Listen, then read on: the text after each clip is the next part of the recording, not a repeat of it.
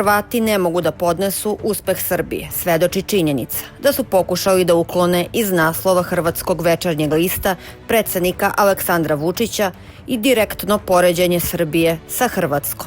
Iako su pokušali to da prikriju, digitalni trag je ostao. Tekst je prvobitno bio objavljen pod naslovom "Vučić će likovati zbog ovih vesti. Beograd grabi prema vrhu Evrope. Srbija preskočila i Hrvatsku." Međutim, ubrzo je postojeći naslov zamenjen neutralnijim, koji glasi: "Ekonomije ovih 5 država rašće dvostruko brže od evropskog proseka. Postoji objašnjenje." Nije moguće utvrditi ko je izmenio naslov i iz kojih razloga, ali to ne menja činjenicu da će Srbija u periodu od 2027.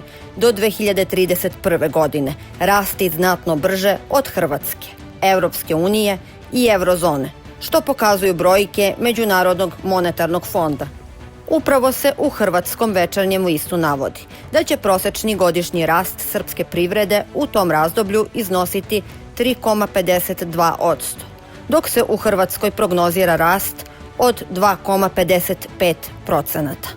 Hrvatski list navodi i da će među glavnim pokretačima srpske privrede biti pripreme za specijalizovanu izložbu Expo 2027. godine u Beogradu, velika ulaganja u saobraćajnu infrastrukturu, građevinarstvo i urbani razvoj, kao i rast industrijske proizvodnje i stranih investicija. Zapravo, reč je o projektima koji predstavljaju središte razvojne politike Srbije tokom vlasti predsednika Aleksandra Vučića. Ono što je posebno intrigantno je da je hrvatski list istovremeno objavio i tekst o zahtevu hrvatskog europoslanika i izvestioca Evropskog parlamenta za Srbiju, Tonina Picule, da Evropska unija suspenduje finansiranje Srbije iz plana rasta za Zapadni Balkan.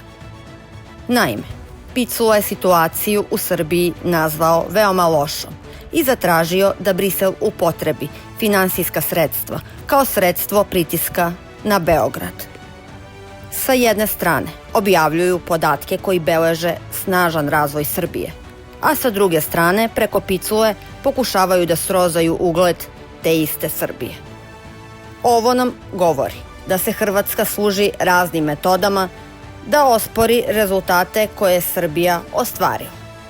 Sada su naslovom pokušali da prikriju uspeh Srbije, ali su link, pretraživači i brojke Međunarodnog monetarnog fonda sačuvali istinu. A to je da Srbija koju vodi Aleksandar Vučić napreduje sve više iz dana u dan, znatno brže od Hrvatske.